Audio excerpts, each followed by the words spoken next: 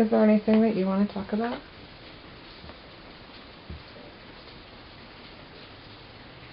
I would like to tell you the most disappointing incident that ever happened to me, because I still don't understand it. I don't know why it happened to me. It has very little to do with the war. It has everything to do with the war.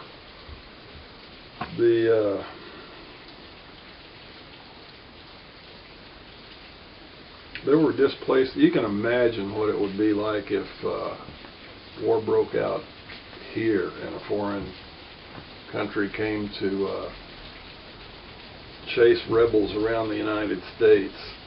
You know, people would be displaced. You know, your house could have been blown up. Your school could have been destroyed in a bombing. You know, and then you're out on what? You're out on the road. You've got the clothes on your back and maybe a bag of groceries and your toddler, and you know, you're lucky if you can find a refugee camp. So anyway,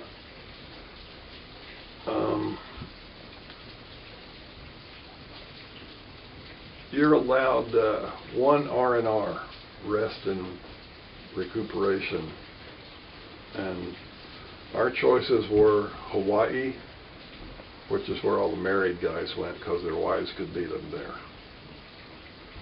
or Thailand, or Hong Kong, or Tokyo. I couldn't afford Tokyo. Thailand was too close to Vietnam, and I wasn't married, so I went to Hong Kong.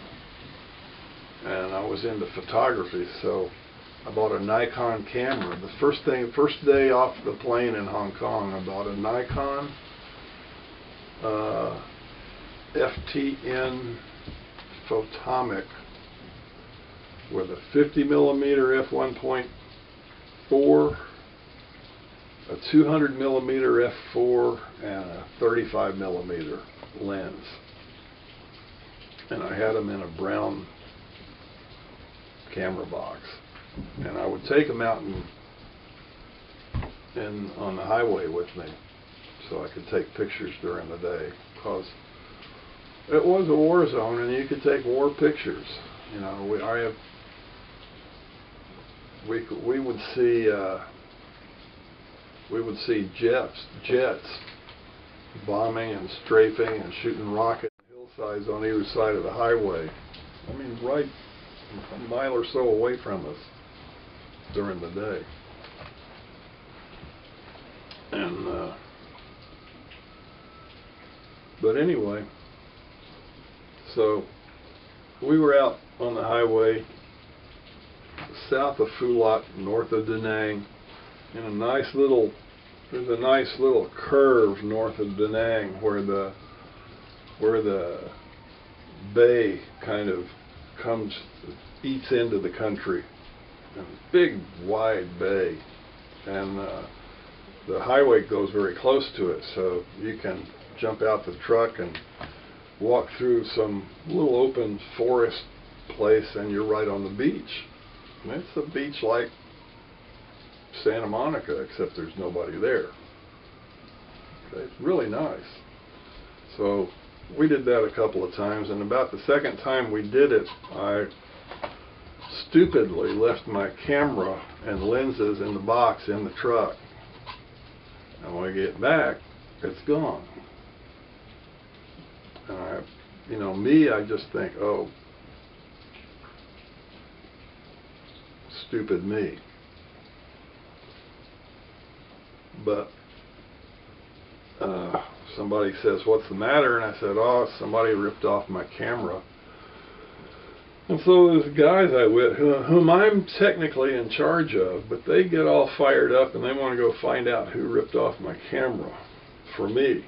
You know, this is all for me and instigated by me because I'm the stupid idiot that lost the camera.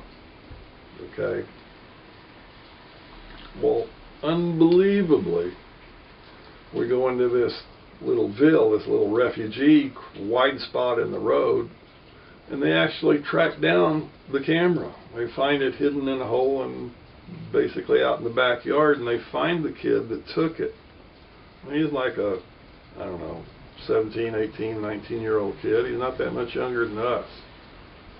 The only difference is he's Vietnamese and he has no home, and he and his mom or whoever, you know, is on the road in this refugee camp, and they're probably hungry. And that camera could have probably got him and his family out of the country on one of those boats. You know, it might not have been any better than he was doing, but at least he'd be on a boat headed somewhere out of Vietnam. But it wasn't to be, because we caught him and I got my camera back. But that wasn't the point. At that point, some ARVNs come up, ARVN, Army of the Republic of Vietnam. So these guys go, "What's going on?" And my guys tell him, and they say, "Okay, we'll take it from here." And that's the last I saw of that kid. They were leading him off, you know, swatting him on the back of the head and stuff. I've prayed ever since then that nothing any worse happened to him, but I suspect that he at least got a really good beating out of it, and I hope to God that's all he got out of it.